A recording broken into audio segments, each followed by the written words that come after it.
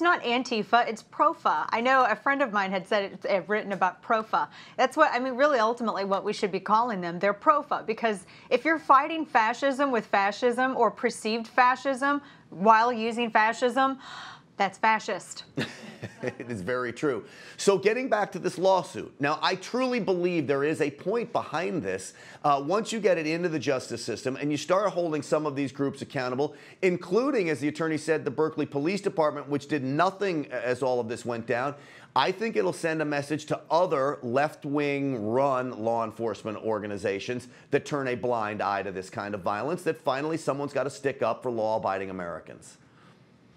Well, I think so as well, Grant. I mean, ultimately, I would like to know who gave the order, or who was it that made the determination that police shouldn't get involved when people were being assaulted right in front of them, when property was being destroyed right in front of them. I mean, someone has to make that call. No one unanimously just decides to silently agree to stand by and not intervene to help the individuals they have sworn to protect.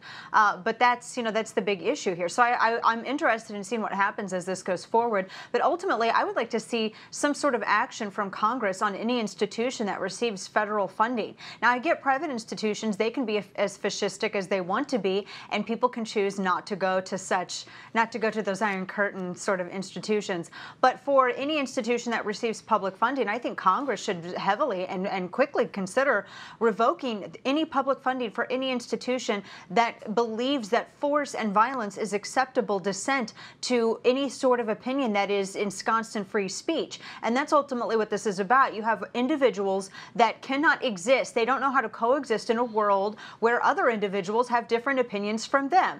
They are so sensitive that when they meet differing opinions, they have to resort to giant tantrums, except it's cute when babies do it sometimes, not so much when adults do it, because it ultimately ends in what you've been seeing, Grant. Now, I'm all fine for peaceful expression, peaceful First Amendment protected expression, which doesn't involve punching someone in the face. It doesn't involve burning something down. It doesn't involve property destruction. And these groups need to be held accountable. And it also is unacceptable for them to be mainstreamed by, and by the way, I want to point out that it was Cuomo, who I believe it was Cuomo who had said he was blaming violence from all sides. So he did the whole all sides thing.